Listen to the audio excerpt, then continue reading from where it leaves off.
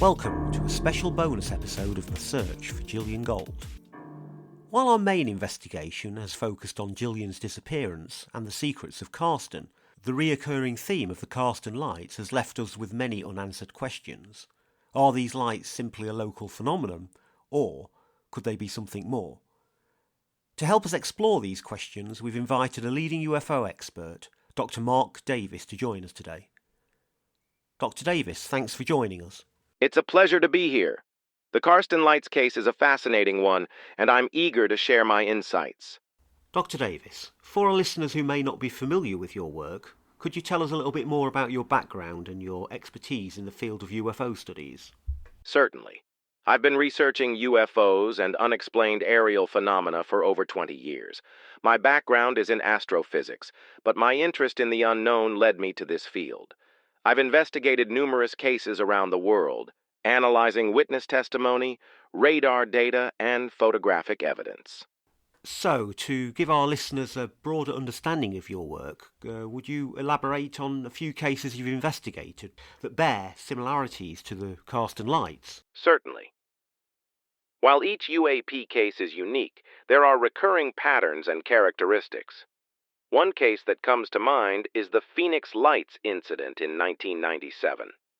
Thousands of people witnessed a massive triangular formation of lights flying silently over Phoenix, Arizona.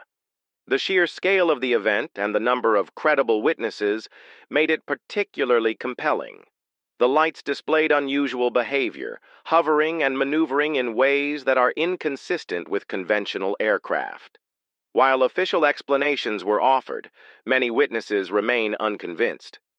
And are there any other cases that are similar? Yes. Another case that has parallels to the Carston Lights is the Belgian UFO wave in the late 1980s and early 1990s. Multiple witnesses, including Belgian Air Force personnel, reported seeing large triangular objects flying at low altitudes and exhibiting extraordinary maneuverability. Radar data confirmed the presence of these objects, but no conventional aircraft could be identified. The Belgian government even released a report acknowledging the unexplained nature of these sightings.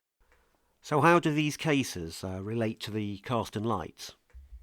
The similarities lie in the characteristics of the objects observed: silent flight, unusual maneuverability, and the presence of unexplained lights.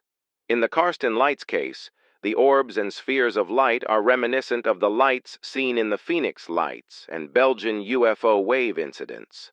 The recurring theme of lights behaving strangely is a strong connection. So, you're saying the Carston lights could be part of a larger global phenomenon?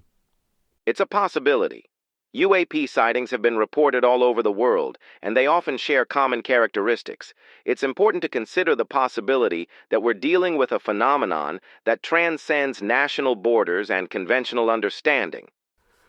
What about the reports of people experiencing strange effects after encountering the lights?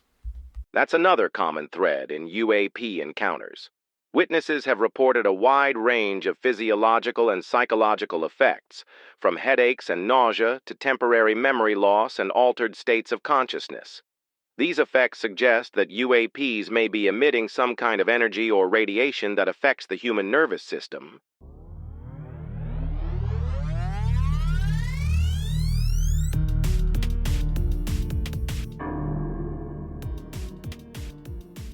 It's interesting that the Carston Circle was also suspected of using a device that emitted some kind of energy.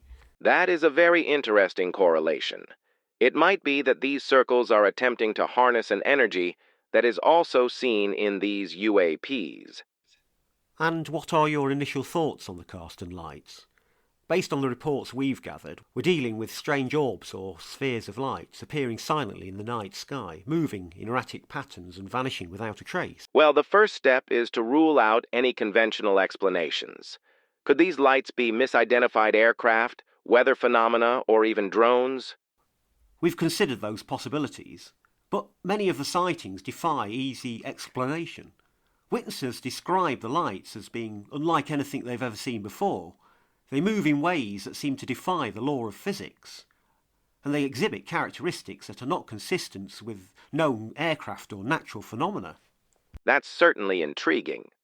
There are documented cases of UAP, unidentified aerial phenomena, that exhibit similar characteristics. For example, the Tic Tac incident reported by U.S. Navy pilots in 2004 involved an object that displayed extraordinary maneuverability and acceleration. And there's also the gimbal video, of course, released by the Pentagon in 2017, which shows another UAP with seemingly impossible flight capabilities. Exactly. These cases, along with many others, demonstrate that there are objects in our skies that we simply cannot explain with our current understanding of technology and physics. So could the Karsten lights be UAPs? Could they be extraterrestrial in origin? It's certainly a possibility. However, it's important to maintain a scientific approach and explore all possible explanations. We need to gather more data, analyze witness testimony, and if possible, obtain photographic or video evidence of the lights. Yes, we've been trying to do that. We've set up cameras in areas where the lights have been seen frequently, and we're also encouraging residents to report any sightings that they have. Yes, the more data we can gather, the better we can understand the nature of these phenomena.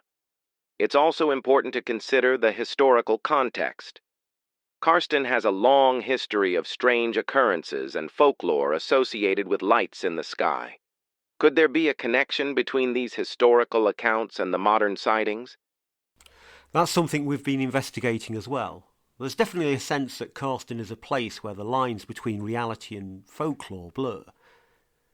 It's possible that these lights have been present for centuries and that they are somehow connected to the deeper mysteries of this town. Indeed. The Karsten Lights case is a complex and intriguing one. It's a reminder that there's still much we don't understand about our world and the universe around us. By continuing to investigate and gather evidence, we can hopefully shed light on these mysteries and gain a deeper understanding of the unknown. Dr. Davis, thank you for sharing your expertise with us. We're grateful for your insights and your willingness to help us explore the possibilities surrounding the Karsten lights. You're very welcome.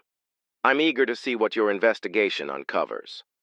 The Karsten lights remain an enigma, a puzzle that challenges our understanding of the world. But with continued investigation and open minds, we may one day uncover the truth behind these mysterious phenomena.